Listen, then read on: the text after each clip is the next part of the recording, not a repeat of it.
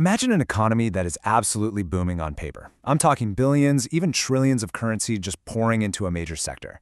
You've got headlines praising the unprecedented growth, and investors are literally flocking in. But on the ground, in the actual day-to-day lives of the people, well, the reality feels entirely different. In fact, it feels like that massive boom is leaving its people completely behind. So how does that happen? And more importantly, how do we fix it? That is exactly what we're going to explore in today's Explainer, as we break down a really compelling analysis on Nigeria's real estate sector. Which brings us to a huge central paradox. What actually happens when an economic boom leaves the vast majority of the population in the dust? To answer this, we're looking through the lens of development economist Oluyomi Oladevid. She brings this incredibly sharp, human-centric focus to macroeconomic data. Throughout her analysis, she really challenges us to look past all those flashy headlines and ask, wait, who is actually benefiting from all this wealth generation? She argues that just staring at the raw financial data isn't enough. We have to look at the living conditions of the real people navigating that market every single day. Okay, let's dive into this. The numbers she presents are just staggering. Based on National Bureau of Statistics data, Nigeria's real estate market absolutely exploded, going from 1.4 trillion naira in 2011 to an incredible 6.5 trillion naira by 2015. I mean, by any traditional metric, this paints a picture of unbridled success, right? It's just a massive influx of capital straight into the property market. And we're not just talking about massive commercial high-rises here. The residential subsector specifically became a total heavy hitter for the nation's economy. She points out that the residential subsector's contribution to the gross domestic product, the GDP, jumped significantly. It went from 7.7% in 2012 all the way up to a massive 11.1% by 2014. Just think about that for a second. More than 1/10 of the entire economic output of the country was being driven purely by residential real estate. Phenomenal success on paper for sure. And, this isn't just some temporary spike either. She references projections from the Infrastructure Bank to show exactly how much momentum this market really has. They projected the real estate sector to grow at a massive annual rate of 10% over the next decade. 10%, year over year. So the stage she sets for us is one of aggressive, sustained, and just massive financial growth. If you're an investor looking at these numbers, you are probably thrilled.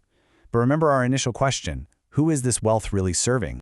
Now, what's really interesting about this slide is how it brings those macroeconomic billions right down to street level. Oladevid reveals a crucial statistic that kind of shatters this illusion of universal prosperity. Over 80% of Nigeria's adult population rents. Let that sink in for a moment.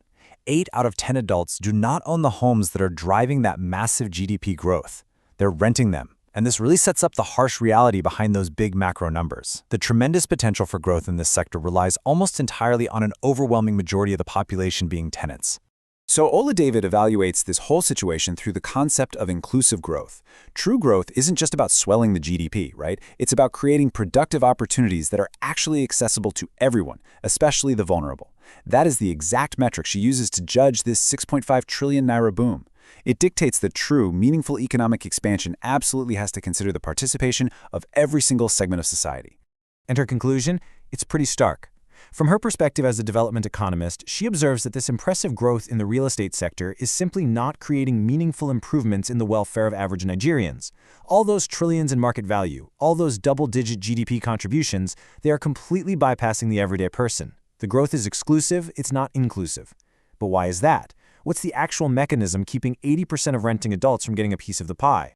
Well, the core of the problem lies right here, in the structural mechanics of how rent is actually paid in most Nigerian cities. She draws this really sharp contrast between the system's demands and the reality of the people living in it. Tenants are widely required to pay a yearly lump sum rent, meaning an entire year of rent, all up front. Imagine walking into a grocery store and the cashier asks you to pay for 365 days of food all at once. No way, right? But that's the literal reality for most low- and middle-income tenants who are monthly wage earners or retirees living on fixed monthly incomes. She identifies this massive disconnect as an incredibly heavy burden on the average citizen. You're basically asking people who earn their money in 30-day cycles to magically produce a whole year of cash right on the spot. And she really doesn't mince words about the effects of this system, breaking down what we can call the yearly rent trap. She states plainly that this mandatory minimum one-year rent practice is highly exploitative. It perpetuates inequality because it creates immense living difficulties for low- and middle-income tenants. Meanwhile, it heavily favors landlords. Think about it. By collecting a year's worth of rent up front, real estate owners instantly have these massive pools of cash available for reinvestment. The system essentially forces monthly wage earners to act as zero-interest lenders, directly funding the immediate capital expansion of wealthy property owners. You know, the crazy part is that this isn't some unavoidable rule of economics. Ola David points out that in developed countries with much higher living standards, the standard practice is simply monthly rent. The burden of lump sum yearly payments isn't some global standard for real estate success. Not at all. It's a localized trap that is directly harming the financial welfare of the majority. And this perfectly sets up her proposed solution to this systemic issue.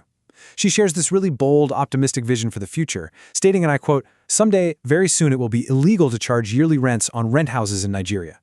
She envisions a much fairer system where any prospective tenant will only have to pay 1 month's rent at a time. In her view, changing this single rental code would immediately bring great ease to living conditions and drastically increase access to shelter and housing opportunities for everyone. It's a regulatory shift literally designed to force a booming market to become inclusive. But of course, every bold policy proposal runs into real-world complexities, right? A monthly model sounds absolutely perfect for a salaried worker. But what about irregular income earners? The informal economy doesn't run on neat, predictable 30-day paychecks. This explainer wouldn't be complete without acknowledging the reality that not everyone has a steady, regular flow of cash at the end of every single month. This exact nuance was actually brought up in a really thoughtful response to her work by a commenter named Femi Oladele. He points out that while a monthly rental code would indeed be inclusive and highly effective for tenured salary earners, it presents a real risk for irregular income earners. If someone relies on gig work or seasonal trade, locking them into a strict 30-day cycle could inadvertently force them into legal default during their slow months. It just goes to show that while her idea is a massive step forward, actually implementing it requires careful legal and economic structuring to make sure it protects everyone. Which brings us to our final takeaway. As we look at these incredible trillions of naira flowing through the real estate sector, we're left with a really vital challenge. Oluyomi Oladavid's analysis brilliantly exposes the tension between massive economic growth and inclusive social equity. A booming sector means very little if 80% of the population is trapped under exploitative payment structures. Restructuring the rental code to a monthly system could be a monumental step toward fairness, but as we saw, it'll require addressing the complexities of the entire workforce. So, the question remains, how do we actually engineer a booming market so that it truly serves the very people who build and live within it?